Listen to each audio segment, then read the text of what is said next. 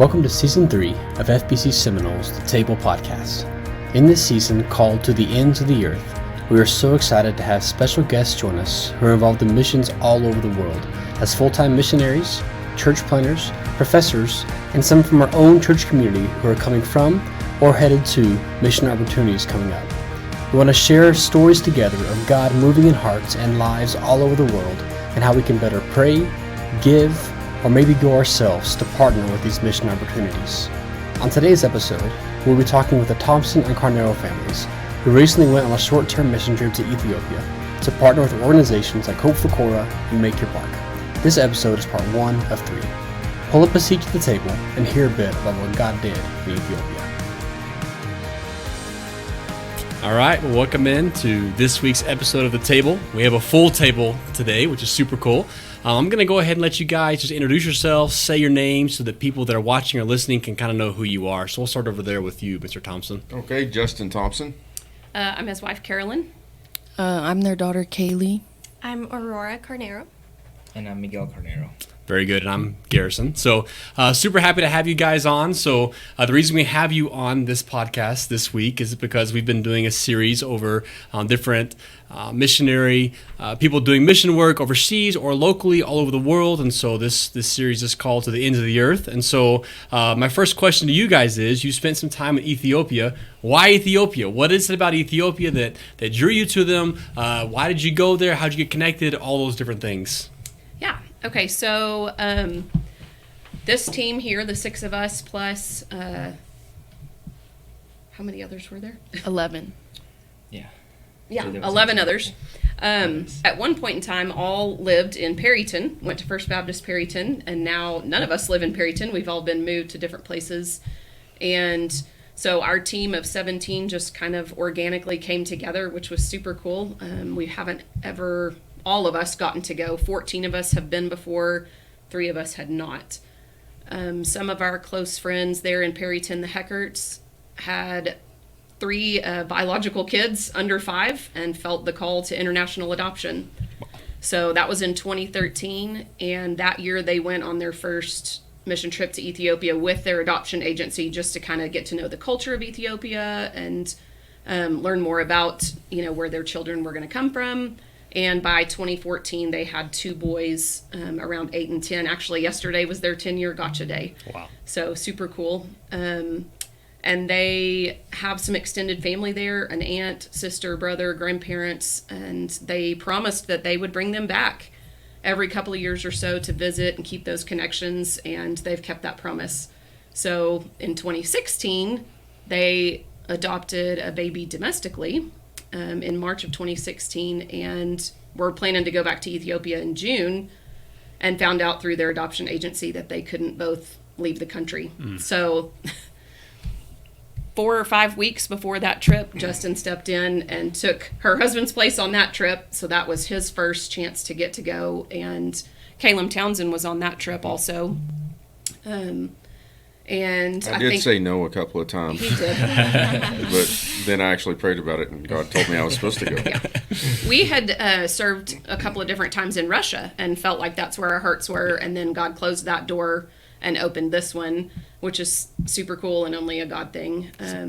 But I think it was probably the first night he was there, he FaceTimed me and he said, "You have to come." And so the next year they went back, and I went on that trip, and Aurora was on that trip. And then it was a couple of years later, we went again. She didn't go on that one because she was pregnant. Mm-hmm. Our kids went with us that time. And so it's just kind of been consistently every couple of years, but then COVID happened, and then we moved. So we haven't been back since 2019 and up until this year. Cool. So we were super excited to get to go back and kind of reconnect with a lot of people. We stay in contact on Facebook with most of the ministries, and we support them, a lot of them. But it was just great to get to be back on the ground and serving. Awesome. So, yeah. Cool. Very good. Well, I'm just going to let you guys share some stories and let you guys run with it. I know you have lots to share, so whoever's going to jump in there first, I'll let you take off, and we'll jump in and talk about a few things. Okay, I guess I'll tell the story of how we got to Ethiopia. So the flights are scheduled from Dallas to Istanbul in Turkey, and then from there to Addis in Ethiopia, and the plane's supposed to leave from Dallas at 8 p.m. on a Thursday night, and supposed to land in Turkey like 4 in the afternoon, and then the next flight was supposed to board at 5 in the afternoon. So we had like about an hour between the time we landed, and we had to board the next plane. So you're saying you get an hour to change planes, get all your stuff, all that, Yeah, change planes get- in Turkey. Yeah, get 17 people from one airplane to the other Piece of cake, right? in a country where you don't speak the language. Yeah. And go Like sit the- through security. And go through Go to security, security, right? Customs too, right? I think that's coming back into the Okay. picture. And so yeah, so we were like looking at that, and we were all thinking it's gonna be okay. Well, that plane in Dallas stayed on the ground for like another 2 hours. We didn't leave till like 10 p.m.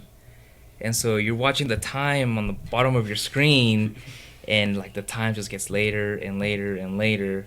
Well, after we left, now the time said that we were gonna land 30 minutes after the next plane was gonna board. And so So how are you feeling? so a lot We're of not us gonna were, make it. a lot of us are kind of freaking out. And what's bad about that is there's not a lot of planes that go from Turkey to Addis. Like that. That's not a regular. It happens every 48 hours. So every 2 days, it's that route. And So if you don't make it, it's 2 days. 2 days in the Yeah. airport. In the airport Yes. for 2 days. And so we are flying to Turkey. A lot of us are freaking out. I'll be the first to say I was not. Of course. I So definitely sounded like was. He's so righteous. There was I don't know why. I knew like the way the team came together and the way God had prepared everything. There was no way we're not gonna make it to Ethiopia. Which is such great faith, right? And like is. it's what we all wanted and needed, I guess. But for everybody else's frustration at Sure. that moment, for Miguel to be like, God's got this, it's fine. We were all like, bro. Yeah, super annoying. But I remember flying into Turkey. Like we're coming down. We're 30 minutes late, and I was just like saying, God, just make a miracle. Let's just make a miracle. Because that's what it's going to take, a miracle. Yeah, it's gonna Oh, take a yeah. miracle, right? So we land, and we don't land at a gate. We land in a parking lot, and we don't know where we're at. The plane is just stopped. Nobody's leaving. The doors aren't opening, and then we see like these shuttles that show up. They open the back of the plane, and so everybody just like leaves. We get on the shuttle. We don't know what gate we need to go to. Like we're just on the shuttle, and the shuttle's gonna take us where the shuttle's gonna take us. Shuttle drops us off at the right gate. And so then we get into the airport, go up a flight of stairs, and we're all sprinting. Some of us faster than others. We want to ask. I was the first one up the stairs. I'll She make was. that That's what I'm happen. saying. I was, I was- I was afraid she We was were gonna gonna trip. make it. So we go up the stairs, and on top of the stairs, there's a man waiting by a gate, and he's like, Addis, Addis, Addis, Which is where you're going, right? which is Right. where we're Right. going. And so we're like, yes, us, Addis, take all our stuff. There's And so he- 17 of us. So we tell him there's 17 of us. He checks boarding passports, kind of. For a few people. Yeah. He did Did not not look scan at a thing. my Yeah. He looked at mine. I just gave him my deal. He was like, okay, good. Yeah, And so yeah. anyways, he just starts letting everybody through and then guides us to our gate. Sprinting. Sprinting and Yeah. calling the gate. He's on the telling him phone. to hold the plane. Kind of walking fast on the phone, hangs the phone up, takes on full blown sprint, and we just go. And so all 17 of us make it to the plane on time, and we make our flight to Addis. Wow. So you had an hour originally from the original time you're leaving Yeah. to make your flight. You left 2 hours late Mm-hmm. and still made your flight. Yep. Sounds Yeah. kind of like God, maybe, huh? I'm still, to this day, I'll tell everybody this story, but I don't think that man worked for the airport. We Angel went of back to the airport and never saw Yeah. him again. yeah, So I never saw him again. That's super cool. And Yeah. what's crazy is we went the same route to go back, and it took us Forever. When we landed in Turkey, we had to walk so far, and we probably went through 4 security checkpoints Yeah. before we got to our gate. Yeah. Easily took us 2 hours. Yeah. and we bypassed And all we that. did not All do of it. any of that. So really, if the plane hadn't been late, you had to go through all that. You might not have made it originally. And that's Exactly. true. Yeah. Very true. And all your bags made it on time, right? No, absolutely not. So I guess in the They made it. chaos of that, we land in Ethiopia. We land in Addis. Our suitcases didn't, and we had 36 suitcases all together, checked bags for us. donations that we took. Yeah. A lot of the team was a lot smarter than I was. I didn't bring an extra pair of clothes in my carry-on, so I had 0 clothes for like 48 hours, which is not fun.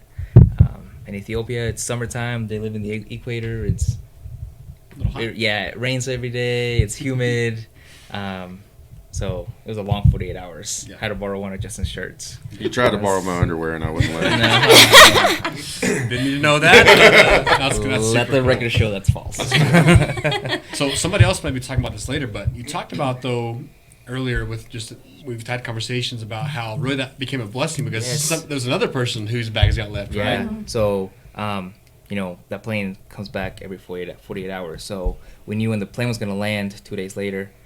And so on Monday night, between Monday and Tuesday, we took like a midnight trip to the airport, all of us. Good bonding. Yeah, great. it was so fun. It was fun. Yeah, and Carolyn had been stuck in the house, and she'll talk about that a little bit later. But so this was like her first outing into Ethiopia, and so we all had just had a lot of energy, and we've known the whole group for a long time, and so it was really really cool to kind of just have fun with everybody. And so we get there, and the plane lands, and it wasn't another 2 hours before the suitcase started coming out of the shuttle, and so we're there for 2 hours just goofing around, just talking, just bonding, like you At said. midnight. No, being obnoxious American. Yeah, we definitely were. at like 1 a.m. Yeah. And so there was this student ambassador. I guess she's working in Ethiopia for the next 3 months. She was on the same flight that we were. She wasn't late, I don't think, but her bags didn't make it either. And so she was there, and I think Carolyn and Carmen and I think Aurora got to talk to her and just be friends with her while she was waiting for her bags, And so when the bags started coming out, we're all laughing, we're all looking for her stuff. When her first bag came out, we all just cheered for her and just made her feel better. And then we waited another hour and a half, and then her second bag came through, and again we cheered and we made it super obnoxious, like she said. But then she said something that was really really cool. She told us, if you guys hadn't been here, I think I would have cried. Just because waiting for 2.5 hours, 3 hours for your bags to get back. Because you have to remember, it's not just the suitcases from the original flight, it's the next flight too. So that plane is loaded down with stuff, and they're trying to get it all off. And you know how they do, they just toss it. You don't know in what order it's gonna come out. So I imagine just waiting for 2.5 hours for your stuff to see if it even made it. Yeah. So that is probably pretty daunting. So it was cool that we were able to just bring some joy into her life in that, So that was cool. I think it's so cool that from the moment you left the United States, God said, "Watch this." Yeah. I got a yeah, plan for yeah. this team, and I think that's so cool. And that His hand was all over it. So, Yeah. thanks for sharing that. That's so cool. That's The super theme cool. for our trip was God provides. We probably said it 1,000 times, Yeah. Oh, yeah. just over and over and over. Yeah. God provides. Hey, and all 37 of our bags made it that night. Every Wow. single Yeah. one. Wow. Yeah. And we didn't, so typically on the first day, we're digging through bags, getting stuff ready for ministry and donations. Yeah. That wasn't a problem this time. We didn't have that planned for the next day, so it all worked out. Yeah. Yeah. Wow. That's super cool. Yeah. It was Tell neat. them a little bit about Make Your Mark. Yeah, so one of the first, I guess we're going to move into that. One of the first ministries that we got to work with is Make Your Mark. And you guys know more about this. This was my first time in Ethiopia. And so I'm learning the ministries. But you're learning- fluent now, right? I'm Yeah. The language. pretty close. Mhm. No, not very close at all. I just know a lot of phrases. I know Ulpati na monya, which means my knee hurts because my knee hurt during the trip. valuable phrase to learn. Yeah, they wanted me to play soccer, and I was like, "Ulpati na monya." They were like, "Oh, okay." I would translate that. I don't want to get embarrassed. That's No, how I would translate that. no, I was cooking them until my knee started That's hurting. good. Are Uh-huh. you yellow? Yeah, well, Ayo Yelam, there's no air. To Make Your Mark, we go to their big deal is they go into the streets of Addis. They'll find 12 and under. Is that what it is, kind of? Yeah, somewhere close to there. So male boys, 12 and under, who are in the streets, either begging for food or working, things like that, being exploited. And they'll go out and they'll bring them in. And the way they do the program is really cool. They'll bring them in for 2 weeks, where it's they'll bring them in for a meal and for a lesson, and then they'll send them back out. Wow. and then like the boys who really like show that they want to change or they're committed to the program, then they'll bring them in full time into the campus, and they'll be there for 12 weeks, just learning about God, learning about Jesus, and then after the program's over, in the background, the social workers are looking for families, grandparents, aunts, mom and dads. Yeah. And once they get off the streets, then they can be placed back into their homes. If they can't, for whatever reason, if it's like an abusive home situation, then they have a home set up for them. Wow. With kids their age and older boys, and it's like a family. And so we got to do 3 days there. Every day we played soccer, cooked the kids. I was killing them until my lungs started to explode, because Addis is at like 8,800 feet elevation. Very high elevation. Wow. And so, Mile and a half. when you're walking, it's fine, but then once you elevate your heart rate a little bit, after like 20 minutes of just like running circles around these kids, my lungs could not keep up. And so I had to learn the phrase "ayer yalam," which means there's no air. And so I would say that like all the time. So I learned two very important phrases. That's good.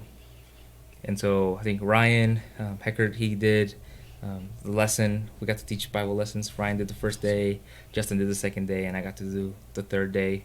And so, but overall, it was just getting to know the kids, just playing with them, just letting them know that they are loved, not just by us, but by Jesus.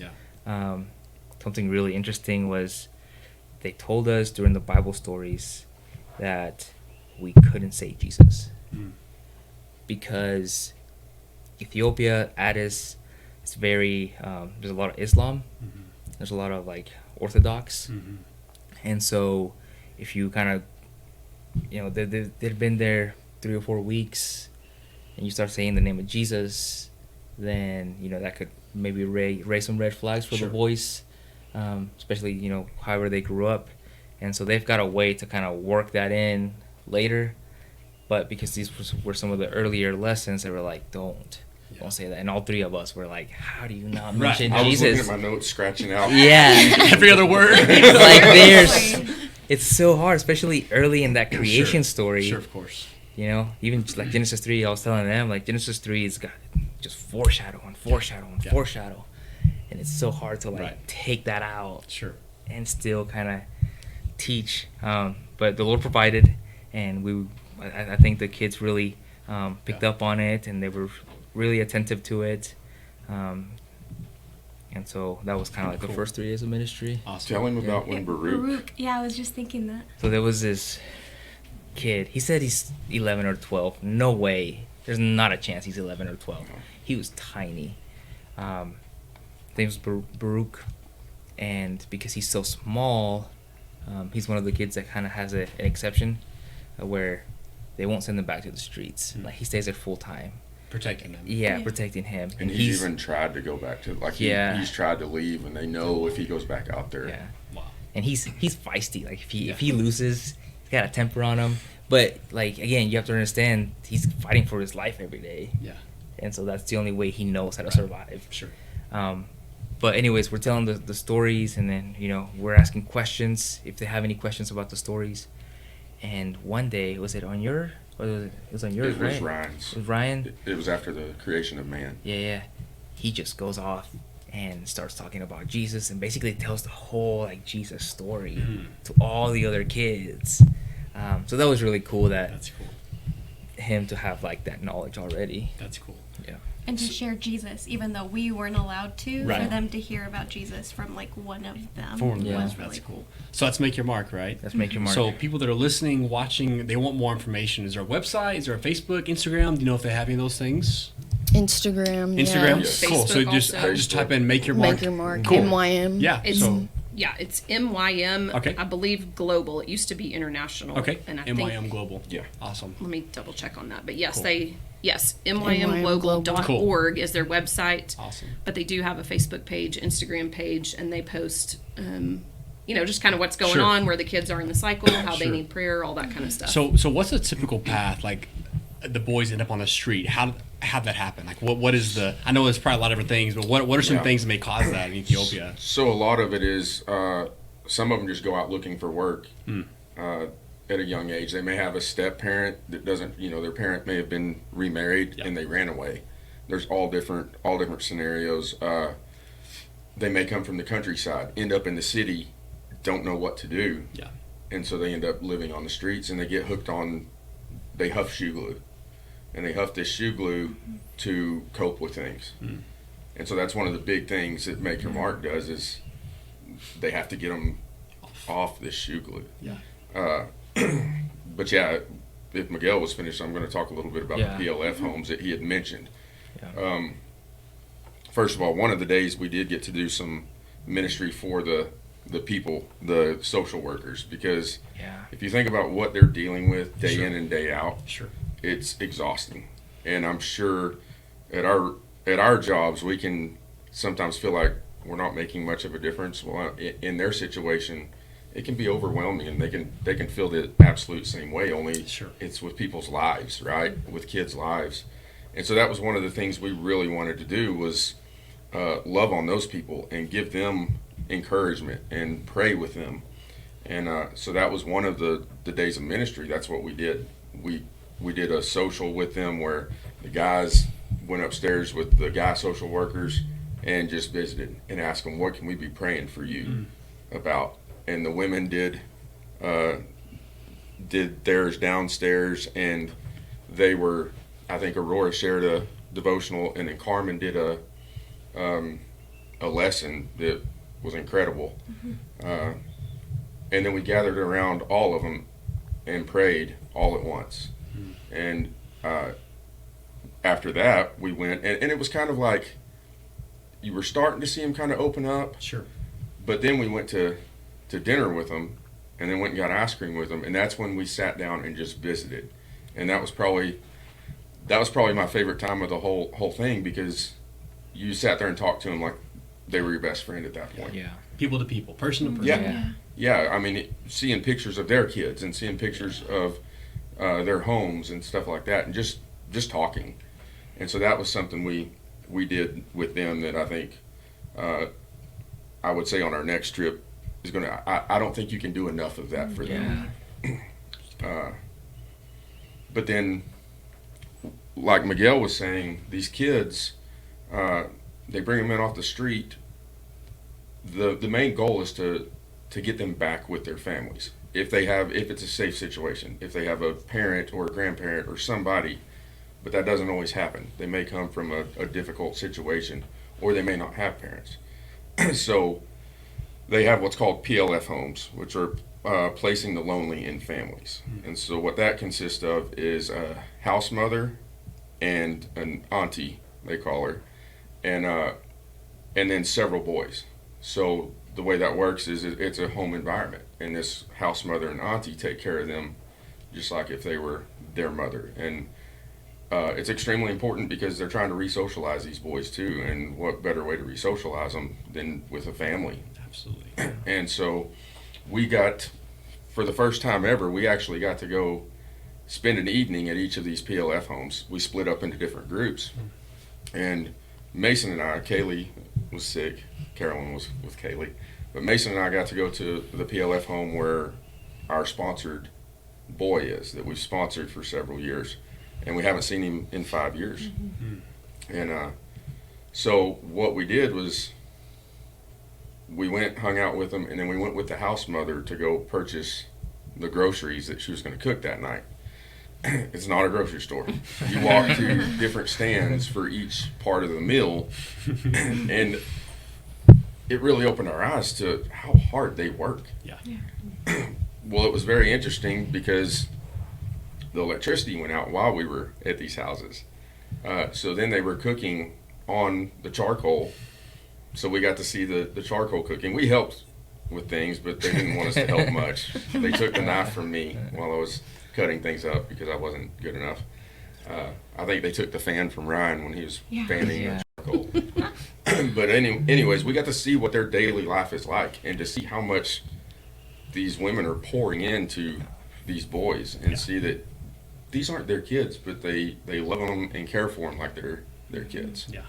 And just to see the progress that these boys have made from being on the streets to where they are now. Most of them are attending school. A lot of them are behind in school, so they may be older in attending school. But we got to hang out with them. I think we spent several hours at each house. But to see what sponsorship can do, because we always see, you can sponsor a child for $35 a day. Until you actually see that, you wonder how much can that actually do. Sure. Yeah. And so there's multiple sponsorship opportunities you can sponsor individual boys. You can sponsor PLF homes. There's multiple sponsorship programs, and we've seen how those work and how they've kind of kick-started everything as far as getting those boys off the streets and reintegrating them into society. That's cool. So let me stop you. So how many homes are there? You may have said that. Was there seven or eight? I think Yeah. And then around. and I then thought how there were many? just 5. I think there were 6, and the 6th was the newest one. Okay. Gotcha. So how many people per home? It ranged from 6 to 11. Okay. One house Wow. had 11. The house I went to had 6. I think most of them have 6. Have 6. My house had 11. 6 Gotcha. boys, and then the mom, and then the auntie. Yeah. Yeah. Wow. Yeah. And our family and our friends, the Heckert and our friend Livy, all have sponsored. The Heckerts have 2 boys, and then one that they used to sponsor that's aged out that came and hung out with us That's so and helped us with ministry also. So it was really cool for all of us to get to see our kids firsthand. We've seen them before, but for them to get to go to their homes and visit and just see what their day-to-day life is like, I think was super cool. I didn't even recognize ours. Like when we were at the compound, they were supposed to come meet with us, and they said, "Oh, he's in school right now." And I said, "Okay, that's fine. We'll meet him at some point while we're here." Yeah. And so we get to the PLF home, and I'm expecting him to come in later, and somebody opens the door, and I said hi to him, and we walk in, and we're waiting, and I asked the house mother, "Ermias?" And she goes, "Ermias," and points, and he's like 3 feet taller than he was last time I saw him. Seriously, he's about as tall as he you. was the one that opened the door, and I did not recognize him. That's so cool. Yeah, so That's it so was cool. good. So you mentioned aging out. What is the age that they age out of these homes? Usually 18, 19, 20, kind of depending sometimes. And So then, what we would say, graduate high school, they Yes. would age out of the program. yeah, Yes. kind of depending on the circumstances. And they do try to help them for a little bit Yeah. to kind of get on their feet and things like that, where they're not just completely high and dry. Some of them it's harder than others. Sure. When you've been taken care of for a lot of years. Sometimes it's hard to, just like teenagers here, to get out on your own and course. have the motivation to get a job or be self-sufficient. It's hard. The inflation rates there right now are crazy. We think our inflation's bad. It's nothing compared to what they're dealing with. And we're talking about people who were already struggling just for basic necessities, and now the things that they're going through are just heartbreaking. But usually high schoolish age is about when they kind of complete the programs. Wow. Cool. Like Justin mentioned, Kaylee was sick for the first few days of that. She's had some stomach issues going on, and I was afraid, honestly, that it was going to be while we traveled. Yeah. So it was absolutely a God thing that we were there and we were in a guest house. We were able to stay home, and she was able to rest and be taken care of. And when you have 17 people, if 2 are gone, not that big a deal. They picked up the slack for us, and the people at our guest house were amazing to check on us, anything we could have possibly needed. And even though it was a bummer, I got to have some really cool conversations with one of the girls that works there.